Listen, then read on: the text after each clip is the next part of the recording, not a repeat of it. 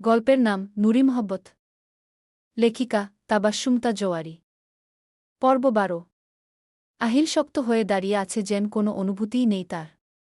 নমি ওকে ঝাঁকিয়ে বলল, কি হয়েছে? আপনি কি খুশি হননি? আহিল তবুও স্তব্ধ। ওর এমন নির্বাকতা মেনে নিতে পারছে না নমি। ওর মনে হল তার এই সাজগোজ, এই সারপ্রাইজ দেওয়াটা হয়তো আহিলের ভালো লাগেনি। ও আহিলের কলার থেকে নিজের হাত দুটো সরিয়ে নিয়ে ২ কদম পিছিয়ে আসতে নিল। কিন্তু ওর সরে যাওয়ার উপক্রম হতেই আহিলের যেন হুঁশ ফিরে এল। ও ১ সেকেন্ডও দেরি না করে নমির হাতটা ধরে নিজের দিকে এক টানে নিজের শক্ত বুকের মাঝে আছড়ে ফেল। ওর ২ চওড়া বাহুর বাঁধনটা এত বেশি শক্ত ছিল যে নমির দম আটকে যাওয়ার উপক্রম হল। আহিল নমির ঘাড়ের কাছে নিজের মুখটা গুজে দিল। নমি হতভম্ব, কিছুই বুঝে উঠতে পারছে না সে। একটু পর নমি ঘাড়ে ভেজা অনুভব করল। নমি পুরোপুরি স্তব্ধ হয়ে গেল। আহিল কাঁদছে। হাসপাতালের আইসিইউতে ২৪ ঘণ্টা শত শত আশঙ্কাজনক শিশুর জীবন মৃত্যুর কঠিন সন্ধিক্ষণে দাঁড়িয়েও যার হাত কখনো কাঁপেনি, আজ নিজের অনাগত সন্তানের আগমনের খবরে সেই নামকরা শিশুরোগ বিশেষজ্ঞের চোখ আনন্দের অতিশয্যে নোনা জলে ভিজে উঠেছে। নমি নিজের ২ হাত বাড়িয়ে আহিলের চওড়া পিঠটা শক্ত করে জড়িয়ে ধরল। ও বড্ড নরম গলায় ডাকল, কি হয়েছে আপনার আহিল? আহিল নমিকে ছাড়ল না, না বরং ওর বাহুর বাঁধনটা আরও কিছুটা জোরালো হল। ও নমির ঘাড়ের কাছে মুখ গুজে রেখেই অস্ফুট স্বরে আওড়াল, খুশি হয়ে কি না তুমি বুঝতে পারছ না নমি? একটু চুপ থেকে ওভাবেই আবেগ জড়ানো গলায় বলল, আমি বুঝতে পারছি না এই খুশি কিভাবে প্রকাশ করতে হবে। আমার অদ্ভুত এক অনুভূতি হচ্ছে, একদম নতুন। আমি আমি কিভাবে এটা প্রকাশ করব বলো না নমি? আমি জাস্ট বিশ্বাস করতে পারছি না। আমার মনে হচ্ছে আমি কোনো স্বপ্ন দেখছি। নমি আহিলের মনের উথালপাথাল অবস্থাটা বুঝে হাসল। অতিমাত্রায় ভালো লাগা আর পরম প্রাপ্তির এই ধাক্কাটা আহিল সামলাতে পারছিল না বলেই সে অমন নির্বাক হয়ে গিয়েছিল। এটা কোনো স্বপ্ন নয় আহিল। এটাই আমাদের বাস্তব। আপনি এই জন্য নির্বাক হয়েছিলেন? আপনি আমায় ভয় পাইয়ে দিয়েছিলেন। আহিল নমির কাঁধ ধরে সামনে এনে অস্থির ভঙ্গিতে পাগলের মতো বলল, আমার না, আমার ভেতরের অনুভূতিগুলো কেমন যেন জট পাকিয়ে যাচ্ছে নমি। সেখানে যেমন আছে বাঁধভাঙা আনন্দ, তেমনি আছে এক তীব্র অবিশ্বাস। এই অবচেতন মনটা বারবার বলছে, আমি কি সত্যি এতটা সুখের যোগ্য? আমার এই ছোট্ট ছন্নছাড়া পরিবারে আবার নতুন প্রাণ আসছে। সত্যিই এত খুশি কি আমার হবে? নমি শুধু চেয়ে গেল এই মানুষটার অস্থিরতা। আহিলের মতো একজন শক্ত মনের মানুষকে এভাবে এতটা ব্যাকুল হতে ও কখনো দেখেনি। ও দুহাতে আহিলের মুখের ২ পাশে চেপে ধরে নিজের বুড়ো আঙুল দিয়ে ওর গাল বেয়ে নামা সেই নোনা জলের দাগটুকু মুছে দিয়ে খুব নরম গলায় আশ্বাসের সুরে বলল, কেন যোগ্য নন আহিল? এইসব কেন ভাবছেন আপনি? আদনানের কাছে যে আপনি বেস্ট বাবা, সেটা কি আপনি জানেন? এখন চেষ্টা করছি হতে, কিন্তু পুরনো ক্ষত তো মুছে যাবে না। আদনানের জন্মের সময়, ওই পুরোটা সময় আমি পুরো অন্ধকারের মাঝে ছিলাম। ওর পৃথিবীতে আসার খবরটা, যেটা আমার সর্বপ্রথম জানার কথা ছিল, সেটা আমি জানতেই পারিনি। কখন ওর প্রথম হৃদস্পন্দন শুরু হয়েছিল, আমি কিচ্ছু জানতে পারিনি নূর। তোমার সেই কষ্টের দিনগুলোয় আমি পাশে থাকা তো দূর, একটা দিনও ওর অস্তিত্ব অনুভব করার সৌভাগ্য আমার হয়নি। একজন বাবা হিসেবে সেই যে প্রথমবার আমি হেরে গিয়েছিলাম, নিজের অজান্তেই প্রথম সন্তানকে অবহেলা করে ফেলেছিলাম, সেই অপরাধবোধটা আমাকে প্রতিদিন তিল তিল করে মারে। আহিল এক মুহূর্ত থামল। একটা লম্বা শ্বাস নিয়ে চোখ মুছে নমির কপালে নিজের কপাল ঠেকিয়ে বলল, আজ তুমি আমার সেই শূন্য বুকটা পরম প্রাপ্তিতে ভরিয়ে দিলে। একটা বাচ্চার বাবার জীবনের শুরুটা কেমন হয়, প্রথমবার সেই সুখের খবর পাওয়ার অনুভূতিটা কতটা তীব্র, কতটা ভালো লাগার, তা আজ আমি প্রথমবার অনুভব করলাম নমি। তুমি এই অপরাধী বাবাটাকে নিজের মনের সাথে যুদ্ধ জয় করার অধিকার ফিরিয়ে দিলে। এত সুখ আমি কোথায় রাখব বলো তো? নমি আহিলের মুখ হাতের আজলায় নিয়ে আহিলের কপালে ঠোঁট ছুঁইয়ে বলল, অনেক হয়েছে আহিল। আর একটাও এমন কথা না। অতীত আমাদের হাতে ছিল না, কিন্তু এই বর্তমান আর ভবিষ্যৎ তো আমাদের চেষ্টার উপর। আদনানের সময় যা যা মিস করেছেন, এই ৯টা মাস তার সুদে আসলে আমি আপনার কাছ থেকে উসুল করে নেব। তখন তো আবার বলবেন না যে ডিউটি করতে করতে হাঁপিয়ে গেছেন। নমি খুনসুটি করে আহিলকে স্বাভাবিক করতে চাইল। সফলও হল বোধহয়। ফিক করে হেসে ফেলল আহিল। মুহূর্তেই নিজের ফর্মে ফিরে আসল সে। ঠোঁটে বাঁকা হাসি ঝুলিয়ে বলল, হাঁপিয়ে যাব আমি? ডক্টর আয়লানের ডিকশনারিতে এই শব্দটাই নেই ম্যাডাম। বরং এখন থেকে প্রেসক্রিপশন আরও 10 গুণ করা হবে। তোমার উপর 24 ঘণ্টার করা ডিউটি থাকবে আমার। নমিকে আর কিছু বলতে না দিয়ে ওকে পাজা কোলে তুলে নিল। নমি আচমকা এই কাণ্ডে পুরোপুরি ভরকে গেল। ও চোখ দুটো বড় বড় করে কোনমতে আহিলের গলাটা আঁকড়ে ধরল। তার এই বাঁধভাঙা আর পাগলপরা খুশিটা নমিকে ছুঁয়ে গেল এক নিমেষে। আহিল, নামান আমাকে, পড়ে যাব তো আমি। আহিল নমির এই মৃদু আপত্তি পাত্তা দেওয়া তো দূর, উল্টো দুই বাহুর বাঁধন আরও শক্ত করে বুক কাঁপিয়ে হেসে উঠল। তুমিই তো চাইলে খুশি প্রকাশ করি, তাই খুশি প্রকাশ করার ওয়ে খুঁজছি। খুশি এভাবে প্রকাশ করে? আমাকে ফেলে হাড়গোড় ভাঙার ধান্দা। এক্ষুনি পড়ব। পড়ে যাবে মানে? কার কোল থেকে পড়বে শুনি? ডক্টর আজলানের হাত থেকে আজ পর্যন্ত কোনো ক্রিটিক্যাল পেশেন্ট ফসকে যায়নি ম্যাডাম, আর তুমি তো আমার পুরো কলিজা। এত সহজে হাতছাড়া করছি না। আহিল নমিকে কোলে নিয়ে ঘরের মাঝখানে একটা চক্কর কাটল। নমি অবাক হয়ে দেখল এতক্ষণের অনুশোচনায় ভারী হয়ে থাকা মানুষটা যেন কোথায় হারিয়ে গেছে। তার জায়গায় এখন শুধু একজন মাতাল করা সুখী মানুষ দাঁড়িয়ে আছে। কিছুক্ষণ পর নমিকে নিয়েই ডিভানে গিয়ে ধপ করে বসল। বিছানায় আদনান ঘুমাচ্ছে। আহিল হাঁপাচ্ছে। নমি? হু? তুমি কিন্তু ভারী হয়ে গেছ। আগে কত কোলে নিয়েছি, কিন্তু আজকে। আহিলকে আর কিছু বলতে না দিয়ে নমি রাগে ফুঁসে উঠল। ও আহিলের কোল থেকে নেমে যাওয়ার জন্য আরেকটু ছটফট করে উঠে ওর কাঁধে একটা কিল বসিয়ে দিল। চোখ দুটো ছোট ছোট করে কুঁচকে রাগান্বিত স্বরে বলল, কি বললেন আমি ভারী হয়ে গেছি? আপনার তো সাহস কম না। এই বুঝি আপনার খুশির বহিঃপ্রকাশ? কোলে তুলে এখন ওজনের খোঁটা দেওয়া হচ্ছে? আহিল নমির এই চটে যাওয়া মুখটা দেখে শব্দ করে হাসতে গিয়েও বিছানায় ঘুমিয়ে থাকা আদনানের দিকে তাকিয়ে নিজের হাসিটা চেপে নিল। আরে রাখছ কেন? আমি কি বলেছি তুমি একাই ভারী হয়েছ? আমার ভেতরের এই যে এতক্ষণের জমানো সব কষ্ট, শূন্যতা আর আক্ষেপগুলো এক নিমেষে উধাও হয়ে সেখানে এক আকাশসমান সুখ এসে জমা হল। সেই সুখের ওজনটা বুঝি কম? বলেই আহিল আর নিজের আবেগকে আটকে রাখল না। এতক্ষণ ধরে বুকের ভেতর জট পাকিয়ে থাকা সকল আনন্দ এবার ও উজাড় করে দিতে চাইল। ও নমির কপালে নিজের ঠোঁট দুটো চেপে ধরল, একেবারে দীর্ঘ আর গভীর এক ছোঁয়া। ওখান থেকে সরে এসে ও নমির দুই বন্ধ চোখের পাতায়, ওর লাল হয়ে ওঠা গাল দুটোতে নিজের ভালোবাসার তীব্র আর উষ্ণ স্পর্শ এঁকে দিতে লাগল। তার প্রতিটি চুম্বনে জড়িয়ে ছিল এতদিনের সব আক্ষেপ মুছে ফেলার এক একটা অলিখিত দলিল।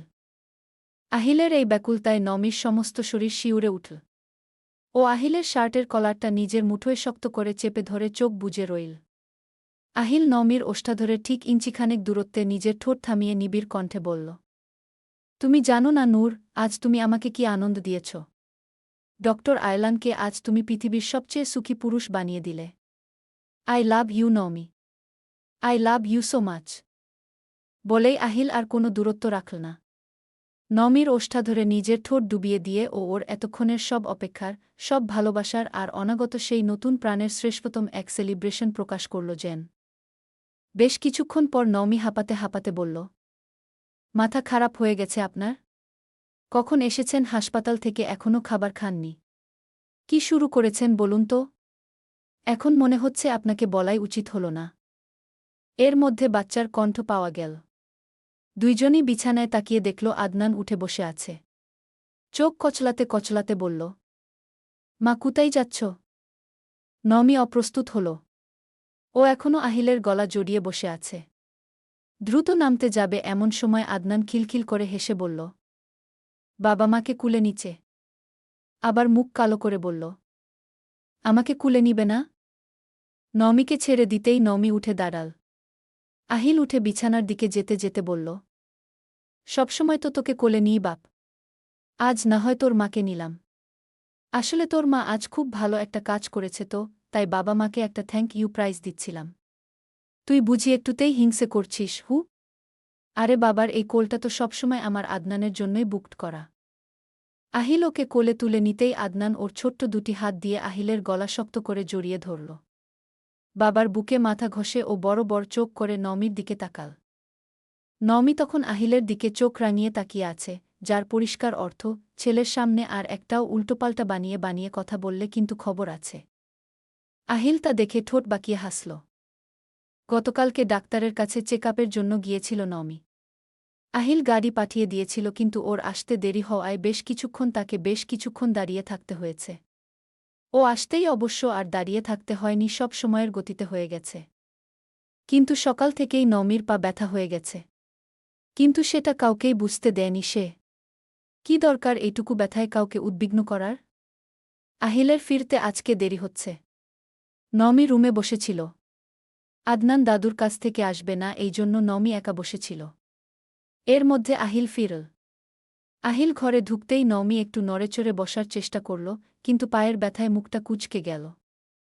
আহিল ভেতরে ঢুকতে ঢুকতে ওর দিকে তাকাল। নমি হেসে বলল, এসে গেছেন। আহিলের সুতীক্ষ্ণ ডাক্তারি চোখ কিন্তু নমির ওই সামান্যতম অস্বস্তিটুকু এড়াতে পারল না। ও নমির কপালে হাত রেখে আলতো করে চুলগুলো সরিয়ে দিয়ে নরম গলায় শুধাল, কি হয়েছে? মুখটা এমন শুকিয়ে আছে কেন? শরীর খারাপ লাগছে? আরে না, শরীর ঠিক আছে। আপনার ফিরতে আজ বড্ড দেরি হল। হাসপাতাল থেকে তো সরাসরি আসেননি মনে হচ্ছে, কোনো ইমার্জেন্সি কেস ছিল? আহিল শার্ট খুলতে খুলতে আলমারির দিকে গেল। হ্যাঁ, হঠাৎ কাজ পড়ে গিয়েছে। ওয়েট, আমি ফ্রেশ হয়ে আসছি। নমি মাথা নাড়ল। আহিল যেতেই নমির একা একা বোরিং লাগায় সে একটা ম্যাগাজিন নিয়ে বসল। বিছানার বালিশে হেলান দিয়ে আরাম করে নমি ম্যাগাজিনের পাতা উল্টাচ্ছিল। একটু পরই ওর হাত থেকে ম্যাগাজিনটা কেড়ে নেওয়া হল। নমি মুখ তুলে তাকাতেই দেখল আহিল অলরেডি ওর সামনে এসে বসেছে। তার পরনে একটা ক্যাজুয়াল ট্রাউজার আর টি শার্ট, চুলগুলো এখনও ভেজা। আহিল কিছু না বলে ওর চাদরে ঢাকা পা দুটো টেনে নিজের কোলের উপর তুলে নিল। নমি একটু হকচকিয়ে গিয়ে বলল, কি করছেন আহিল? পায়ে হাত দিচ্ছেন কেন? আহিল সেদিকে বিন্দুমাত্র কান দিল না। ও নমির একটা পা নিজের হাতের তালুতে নিয়ে টিপে দিতে দিতে নির্বিকার বলল, তোমার যে পা ব্যথা করছে তাই টিপে দিচ্ছি। নমি পা সরাতে চেয়ে বলল, ব্যথা নেই। টিপতে হবে না, রেস্ট নিন আপনি। বেশি কথা না বলে চুপ থাকো। আমি এখন আমার পেশেন্টের সেবা করছি। সারাদিন হসপিটালে কত পেশেন্ট দেখি, আর ঘরের আসল পেশেন্টটার দিকে একটু নজর দেওয়ার সময় পাই না। আজ কোনো অজুহাত শুনব না। আমি জানি তোমার পা ব্যথা করছে, গতকাল হসপিটালে ওই অতক্ষণ দাঁড়িয়ে থাকার ফল এটা, তাই তো? কালকে আমার আরও কেয়ারফুল থাকা উচিত ছিল। বলতে বলতে নমির পা যত্ন করে টিপে দিচ্ছে সে। আহিলের হাতের স্পর্শে ব্যথা সত্যিই কমছে। নমি একদৃষ্টে আহিলের সেই মনোযোগ দিয়ে পা টিপে দেওয়ার দিকে তাকিয়ে রইল। এই পুরুষটা বাইরে কত গম্ভীর, কত কড়া একজন ডক্টর, অথচ ওনার এই চার দেয়ালের ভেতর ওর রূপটা কতখানি নরম আর ভালোবাসায় জড়ানো। নমি কোলে একটা বালিশ টেনে নিয়ে তার উপর কনুই রেখে হাতের তালুতে নিজের চিবুকটা ঠেকিয়ে বড্ড আহ্লাদি গলায় বলল, ডক্টর সাহেব, আপনি আমায় এত ভালোবাসলে, এত যত্ন করে, আমি কিন্তু বড্ড লোভী হয়ে যাব। তখন সারা জীবন শুধু আপনার এই আদরটুকুই চেয়ে বসব। আহিল হাতের কাজ থামিয়ে ঘাড় ঘুরিয়ে নমির মুখের দিকে চাইল। একটু চেয়ে থেকে বড্ড গভীর আর মাতাল করা স্বরে বলল, লোভী হও নমি, আরও লোভী হও। এই আহিলের পুরো অস্তিত্বটাই তো এখন তোমার নামে লিখে দেওয়া। আর এই ভালোবাসার বিনিময়ে তুমি ডক্টর সাহেবকে না হয় সারাটা জীবন বিশ্বাস আর ভরসা করে তার সংসারটা আগলে যেও। নমি আহিলের এই কথার পিঠে কি উত্তর দেবে তা যেন ক্ষণিকের জন্য হারিয়ে ফেল। আহিল একটু সময় নিয়ে বলল, কি হলো ম্যাডাম?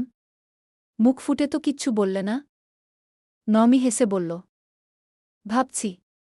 কি? এই যে আপনি সারাদিন পর হাসপাতাল থেকে এসে ক্লান্ত শরীরে আমার পা টিপে দিচ্ছেন, কেউ দেখলে বলবে বুটা এসে ছেলেটাকে একেবারে আঁচলে বেঁধে ফেলেছে। বলেই বাচ্চাদের মতো খিলখিল করে হেসে ফেল নমি। আহিল ও মৃদু হাসল। কে কি ভাবল তা দিয়ে আমার কিচ্ছু যায় আসে না। আর আঁচলে বাঁধার কথা বলছ? আমি তো নিজেই তোমার ওই আঁচলে সারা জীবনের জন্য বন্দী হতে চেয়েছিলাম। সেখানে জোর করে কেউ আমাকে বাঁধেনি, আমি নিজের ইচ্ছায় ধরা দিয়েছি। নমিও কম যায় না, সে আবারও হেসে বলল, আপনি এত সুন্দর করে কথা বলতে কবে থেকে শিখলেন আহিল? আমার তো মনে হয় হাসপাতালের সব নার্স আর পেশেন্টরা আপনার এই রূপ দেখলে ভিরমি খাবে। আহিল এবার আর নিজের হাসি চেপে রাখতে পারল না। ও ঘর কাঁপিয়ে হেসে উঠল। নমির দিকে তাকিয়ে এক চোখ টিপে বলল, কথা অবশ্য মিথ্যে বলনি। তবে এই রূপটা শুধু আমার নূরের জন্য সংরক্ষিত ম্যাডাম, বাকি দুনিয়ার জন্য আমি ওই কড়া ডক্টর আয়লানই ভালো। এবার বলো, রাতের খাবার খাবে না? নাকি ডক্টর সাহেবের এই আদর খেয়েই পেট ভরে গেছে? কেটে গেছে দীর্ঘ কয়েক মাস। হালকা শীতের আমেজমাখা এক মিষ্টি সকাল। ফজরের নামাজ পড়ে নওমি বসেছিল। এখন ঘুম আসে না তার। কিন্তু যখন ঘুম পায় তখন হাজার চেষ্টা করেও যেন চোখ মেলে তাকাতে পারে না, চোখের পাতা দুটো মরণ ঘুমে ঢেলে পড়তে চায়। দেখতে দেখতে ওর প্রেগন্যান্সির 7টা মাস চলছে। ইদানিং অদ্ভুত সব শারীরিক পরিবর্তন, এর সাথে নানান রকম বায়না আর মেজাজের ওঠানামা যোগ হয়েছে। ঘুম আসছে না দেখে সে একটা ছোট উলের সোয়েটার নিয়ে বসেছে, যেটা সে বুনছিল। নওমি নিজের বেশ বর্ষর হয়ে ওঠা বেবি বাম্পের উপর নিজের হাতটা রাখল। ও হাত রাখতেই ভেতরের প্রাণটা যেন জানান দিল নিজের অস্তিত্বের। ভেতর থেকে একটা শক্ত ছোট্ট লাথি এসে লাগল ওর হাতের তালুতে। আচমকা এই মিষ্টি ধাক্কায় নওমির মুখ থেকে একটা মৃদু কো আহ কি শব্দ বেরিয়ে এল, তবে সেই ব্যথার রেশটুকু মিলিয়ে গেল এক তৃপ্তির হাসিতে। সে ঠোঁটের কোণে এক চিলতে হাসি ফুটিয়ে ছোট্ট করে নওমি বলল, কি রে সোনা, তুমিও কি তোমার মাম্মার মতো এখন থেকেই রাত জাগা পাখি হয়ে উঠছ? তোমার বাবা জানতে পারলে কিন্তু আমাদের দুজনকেই কড়া কড়া লেকচার শোনাবে। ঠিক তখনই মসজিদ থেকে ফিরে আসলো আহিল। নামাজ পড়েই ফিরে এসেছে। আগে নামাজ পড়ে কিছুক্ষণ হাঁটাহাঁটি করত, এক প্রকার নিয়ম করেই। ফজরের পর কিছুক্ষণ পার্কে হাঁটার অভ্যাস ছিল, কিন্তু গত কয়েক মাস ধরে সেই রুটিনে কড়া কাটছাঁট পড়েছে। এখন নামাজ শেষ হতেই পা চালিয়ে সোজা বাড়ির পথ ধরে, নওমিকে একা রেখে এক মুহূর্ত যেন ওর বাইরে মন টেকে না। দরজা খুলে ঘরে পা রাখতেই আহিলের তীক্ষ্ণ নজর চলে গেল বিছানার দিকে। নওমিকে ওভাবে উলের কাটাসুতো হাতে জেগে বসে থাকতে দেখে ওর 2 জোড়া ভুরু কুঁচকে একাকার হয়ে গেল। মুখে ভর করল একরাশ গম্ভীরতা। বিছানায় সামনে গিয়ে দাঁড়িয়ে কিঞ্চিত ধমকের সুরে বলল, আবার সকাল সকাল এই উলের কাজ নিয়ে বসেছ তুমি? এত করে বলি ফজরের পর একটু চোখ বুজে বিশ্রামের চেষ্টা করতে, তা না। আমার ইনস্ট্রাকশন কি তুমি আজকাল একদমই পাত্তাই দিচ্ছ না? নওমি বাচ্চাদের মতো মুখ করে বলল, একদম ঘুম আসছিল না। আজকাল ফজরের পর আর চোখেই ঘুম থাকে না। কিন্তু বেলা বাড়লে যখন ঘুম পায় তখন মনে হয় টেনেও আর চোখের পাতা খুলতে পারছি না। আহিল হাসল। ওর চুল এলোমেলো করে দিয়ে বলল, তাও ঘুমনোর চেষ্টা করবে? তুমি তো চেষ্টাই করো না, বরং উঠে এইসব নিয়ে বসেছ। নওমি সোয়েটারটা একপাশে সরিয়ে রেখে একটু মুখ ফুলিয়ে অভিমানী গলায় বলল, সারাদিন এই 4 দেয়ালের মাঝে শুয়ে শুয়ে আমার দম আটকে আসে আহিল। আর তাছাড়া আপনার এই পুচকু সন্তান এত দুষ্টু হয়েছে যে সকাল থেকে আমাকে একটুও শান্তিতে বসতে দিচ্ছে না। সারাক্ষণ শুধু লাথি মারছে। এমনভাবে ঘুমটা ভাঙাল যে আর চোখেই ঘুম আসছিল না। তাই ভাবলাম বসে না থেকে সোয়েটারটা একটু এগিয়ে রাখি। আহিল ওর পাশে বসল। এমনি ফুলা গাল তার উপর অভিমান করে আরও গাল ফুলানোতে আরও সুন্দর লাগছে। আহিল হেসে ওর গালে একটা টোকা দিয়ে বলল, গাইনোকোলজিস্টের ওই থিওরিগুলো তো তোমার আদনানের সময় থেকেই মুখস্থ। এই 3rd ট্রাইমেস্টারে এসে স্লিপিং প্যাটার্ন একটু চেঞ্জ হবেই। তার উপর আমার এই পুচকু সন্তান তো জিনের দিক থেকে ডক্টর আজলানের মতোই একটু বেশি হাইপার অ্যাক্টিভ হয়েছে মনে হচ্ছে। রাতবিরেতে মাম্মাকে বড্ড জ্বালাচ্ছে, তাই না? নওমি আহিলের এই রসাত্মক কথা শুনে ঠোঁট উল্টে বড্ড আদুরে ভঙ্গিতে তাকাল। এরপর আহ্লাদি আর নালিশের সুরে বলল, কি করব বলুন তো? আদনানের সময় কত কষ্ট একা একা মুখ বুজে সহ্য করেছি, তখন তো সেসব গায়ে মাখিনি। আর এখন তো আপনার এই সারাক্ষণের লাই আর আদরে আদরে আমার স্বভাবটা একদম খারাপ করে ফেলেছেন। সামান্য একটু কষ্ট এখন আর সহ্য করতে পারছি না। অল্পতেই বড্ড বেশি ওল্টপাল্ট লেগে যায় শরীর আর মনে। আহিল মুচকি হেসে বলল, স্বভাব খারাপ হয়েছে তো ডক্টরের কি দোষ বলো? আমি তো একজন পারফেক্ট ডক্টর, তাই না? তাহলে পেশেন্টের পারফেক্ট দেখাশোনাও তো করতে হবে। নওমি ঠোঁট ফুলিয়ে বলল, আপনার এই অতিরিক্ত পারফেকশনিজমই তো আমার 12টা বাজাচ্ছে। দিনে 10 বার চেক আপ করতে চাওয়া, কথায় কথায় দুধ আর ফলের বাটি হাতে দাঁড়িয়ে থাকা, এসব কি কোনো সাধারণ মানুষের সহ্য হয়? আপনি ডক্টর হিসেবে যতখানি করা, স্বামী হিসেবে কিন্তু তার চেয়েও বেশি ডমিনেটিং। আহিল নিজের নামে এই মিষ্টি অভিযোগে বিন্দুমাত্র দমে গেল না, বরং মৃদু হাসল। ডমিনেটিং না হলে কি এই অবাধ্য পেশেন্টকে কন্ট্রোল করা যায় নাকি? আমি তো। আহিল ওর বাক্যটা শেষ করার আগেই নওমির একটা চাপা আর্তনাদ কানে এল। নওমি হঠাৎ পেটে হাত দিয়ে সোজা হয়ে বসল। মুখের অবয়বটা ব্যথায় কিছুটা কুঁচকে গেল ওর। আহিল চমকে উঠে তার ডক্টর সত্তাটা যেন সজাগ হল। তড়িঘড়ি করে নমির মুখোমুখি বসে চোখে মুখে তীব্র দুশ্চিন্তা ফুটিয়ে তুলে বলল, কি হয়েছে নমি? কোথায় খারাপ লাগছে বলো? নমি ওনার এই অস্থিরতা দেখে ব্যথার মাঝেই মৃদু হাসল। ও আহিলের একটা হাত টেনে নিয়ে নিজের পেটের উপর ঠিক ডান পাশটায় রাখল, যেখানে এইমাত্র খুব শক্ত একটা ধাক্কা অনুভূত হয়েছে। ও একটু মুখ ভার করে বাচ্চার মতো করে নিজেরই বাচ্চার বিরুদ্ধে নালিশ করার মতো করে বলল, আপনার এই ডমিনেটিং স্বভাবের কথা বলছিলাম না? দেখুন, আমার কথা শুনে জুনিয়র আহিল কেমন ক্ষেপে গেছে। একদম বাপের হয়ে ওকালতি করতে এইমাত্র কষে একটা লাথি বসাল। ডক্টর সাহেব, আপনার সন্তান কিন্তু এখন থেকেই আপনার বিরুদ্ধে কোনো কথা সহ্য করতে পারছে না। নমির কথা শুনে আহিলের বুকের ভেতর দলা পাকিয়ে ওঠা সেই তীব্র ভয়টা এক ফুৎকারে উড়ে গিয়ে সেখানে ভর করল এক অন্যরকম অনুভূতি।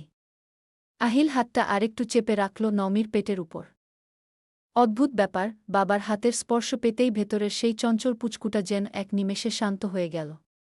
আহিল একবার মুচকি হেসে নমির দিকে তাকালো, তারপর ঝুঁকে ওর পেটের কাছে মুখ নিয়ে বড্ড আদুরে আর ফিসফিসে গলায় এমনভাবে বলল যেন সত্যি সত্যি শুনতে পাবে, শোনো পুচকু সোনা, বাবার উপর যত খুশি ভক্তি দেখাও তাতে বাবার কোনো আপত্তি নেই। কিন্তু তাই বলে মাম্মাকে একদম কষ্ট দেওয়া যাবে না। মাম্মা কষ্ট পেলে কিন্তু বাবার খুব কষ্ট হয়। তুমি তো বাবার পুচকু চ্যাম্পিয়ন, তাই না?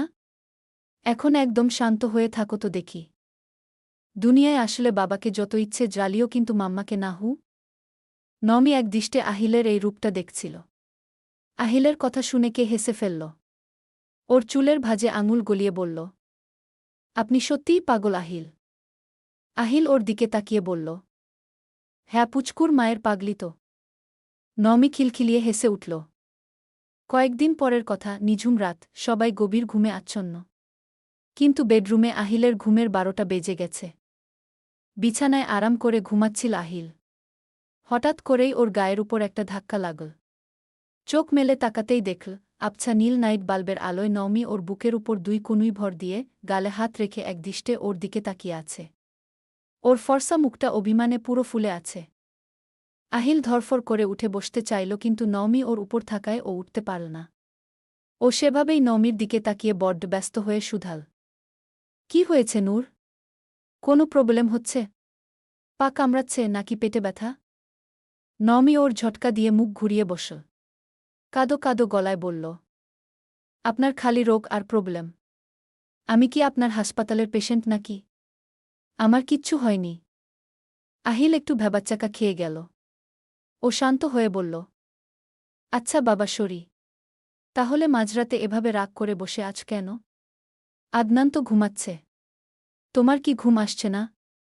নমি যেন কাঙ্ক্ষিত আলাপ খুঁজে পেল।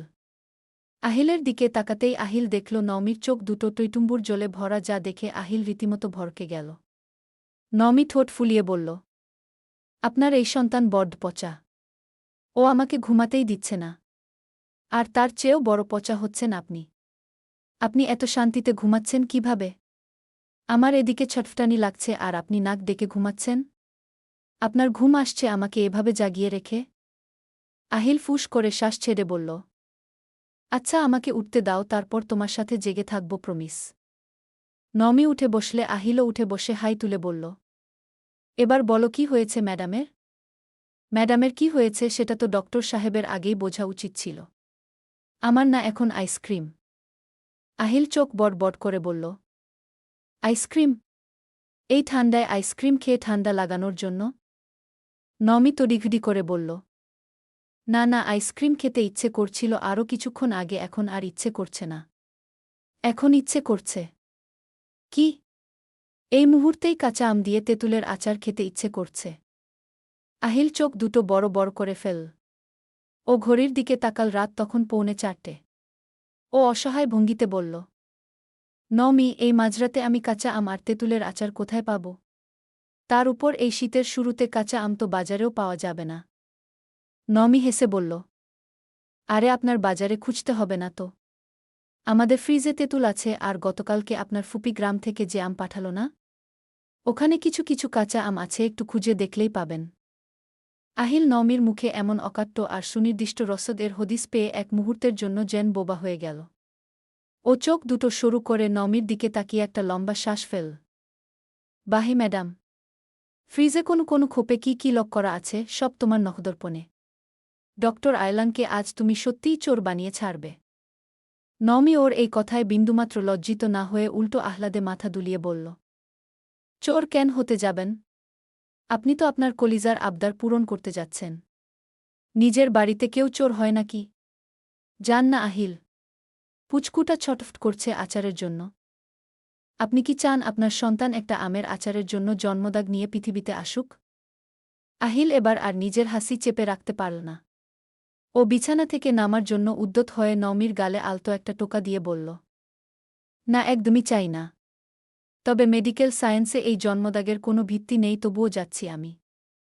আহিল বিছানা থেকে নামতে গেলেই নমি চট করে পেছন থেকে ওর টি-শার্টের হাতাটা টেনে ধরল। আহিল কিছুটা অবাক হয়ে পেছনে তাকিয়ে দেখল নমির মুখের সেই চঞ্চল হাসিটা উধাও হয়ে সেখানে কেমন এক অপরাধবোধ ভর করল। থাক, যেতে হবে না, মুখ ভার করে বলল নমি। আহিল ভ্রু কুঁচকে বলল, কেন? আচার খাবে না? উহু, আমি বড্ড সেলফিশের মতো নিজের কথাই ভাবছিলাম। আপনার ঘুমটা একদম নষ্ট করে দিলাম। কাল তো সকাল সকালই আপনাকে হাসপাতালে ছুটতে হবে, কত জটিল সব পেশেন্ট দেখতে হয়। আপনার তো প্রপার রেস্ট দরকার। আর আমি সামান্য একটা আচারের জন্য আপনাকে এই শীতের মাঝরাতে আপনাকে জাগিয়ে দিলাম। আপনি ঘুমান তো আহিল, আমার এখন আর আচার খেতে ইচ্ছে করছে না, সত্যি। নমি ওনার হাতটা ছেড়ে দিয়ে শুয়ে পড়ার জন্য এগোতেই আহিল ওর হাত টেনে ধরল। এই, কোথায় যাচ্ছ? চুপচাপ বসে থাকো, আমি নিয়ে আসছি। না, দরকার নেই, আপনি ঘুমিয়ে পড়ুন। আহিল গম্ভীর হওয়ার ভান করে বলল। চুপ থাকো, বেশি বুঝো তুমি। নমি চুপ হয়ে যেতেই আহিল ওর পাশে বসল। তুমি আমাকে কি ভাবো? হ্যাঁ, এইটুকুতেই আমার সমস্যা হবে? তোমার কষ্টের ভাগ নেয়ার চেষ্টা করছি নমি। সেটাও তুমি দিবে না? আমার অপরাধবোধ কমানোর একটা ওয়ে যখন আল্লাহ দিয়েছেন, তখন আমার বাচ্চার আর বাচ্চার মায়ের প্রতিটা আদুরে আবদার পূরণ করার সৌভাগ্য আমি কোনোভাবেই হাতছাড়া করতে চাই না। আর হাসপাতালের কাজ? এই আহিল এতটাও দুর্বল নয় নূর যে সামান্য কয়েক ঘন্টার কম ঘুমে ভেঙে পড়বে। তাই তোমার কোনো ইচ্ছে বিসর্জন দিতে হবে না, তুমি বসো, আমি চট করে আসছি। আহিল পা টিপে টিপে ঘরের দরজা খুলে নিচে রান্নাঘরের দিকে রওনা হল। থমথমে মাঝরাতে ডক্টর আয়লান ফ্রিজ হাতরে অবশেষে ফুপির পাঠানো সেই কাঁচা আম আর তেঁতুল উদ্ধার করল। মিনিট 15 পর যখন ঘরে ফিরল, ওর এক হাতে একটা ছোট কাচের বাটি। তাতে চমৎকার করে কাসুন্দি, বিট লবণ আর কাঁচামরিচ দিয়ে সেই কাঁচা আম আর তেঁতুলের একটা লোভনীয় ভর্তা মাখানো। নমি আচারের বাটিটা দেখেই বিছানার উপর সোজা হয়ে বসল। আহিল মুচকি হেসে বাটিটা ওর দিকে এগিয়ে দিলে নমি হাসিমুখে সেটা নিল। এক চামচ খেতেই টক আর ঝালের তীব্রতায় নমির চোখমুখ কুঁচকে গেল, পরক্ষণেই আহিলের দিকে তাকিয়ে মিষ্টি করে হাসল। খেতে খেতে হঠাৎ ঘুমের ঘরেই আদনান হালকা কেঁদে উঠল। ঘুমের ঘোরেই হয়তো কোনো স্বপ্ন দেখে কেঁদে উঠেছে বাচ্চাটা। আদনানের মৃদু কান্নার শব্দ কানে যাওয়া মাত্রই নমির পুরো অবয়বটা বদলে গেল। একটু আগের সেই চঞ্চল, আচারের জন্য আহ্লাদ করা জেদি মেয়েটার কোনো অস্তিত্ব রইল না। ও হাতের আচারের বাটিটা পাশের সাইড টেবিলে নামিয়ে রাখল। নিজের শরীরের ভারী ভাব আর ক্লান্তি উধাও হয়ে গেল এক লহমায়। ও অত্যন্ত সাবধানে আদনানের পাশে ফিরে ওকে এক হাতে টেনে বুকে জড়িয়ে ধরল। ওর পিঠে হাত বুলিয়ে বলল, কি হয়েছে? এই তো বাবা, মা আছে তো। মায়ের কলিজা সোনা আমার, কিচ্ছু হয়নি। আদনান মায়ের চেনা ঘ্রাণ পেয়ে আবার নিস্তেজ হয়ে ঘুমে তলিয়ে গেল। বিছানায় বসে আহিল এক দৃষ্টিতে নমির এই রূপান্তরটা দেখছিল। যে মেয়েটা একটু আগে নিজে বাচ্চাদের মতো ঠোঁট ফুলিয়ে মাঝরাতে আচারের জন্য কেঁদে ঘর মাথায় করছিল, ওর উপর পুরো অধিকার খাটিয়ে নালিশ করছিল, সেই মেয়েটাই নিজের সন্তানের সামান্য একটু কান্নায় নিমেষের মধ্যে কতটা পরিণত আর দায়িত্বশীল একটা মা হয়ে উঠল। তুমি সত্যিই অদ্ভুত ম্যাজিক নমি। একটু আগে যেই মেয়েটাকে বাচ্চার মতো সামলালাম, সেই আবার এত সুন্দর করে একটা বাচ্চাকে আগলে রাখল। তোমাকে যত দেখি প্রতিদিন আমি তোমার প্রেমে নতুন করে পড়ি। নমি হাসল ওর কথা শুনে। আচারের বাটিটা হাতে তুলে নিতে নিতে বলল, আপনার আদর আর লাই পেয়ে আমি আপনার কাছে যতই বাচ্চা হয়ে থাকি না কেন আহিল, আমাদের সন্তানদের কাছে তো আমি শুধুই তাদের মা। মায়েদের কি কখনো নিজের কথা ভাবলে চলে? কেমন লাগছে জানাবেন, আর খাপছাড়া লাগলে কোনো জায়গায় খাপছাড়া লাগছে সেটাও জানাবেন প্লিজ।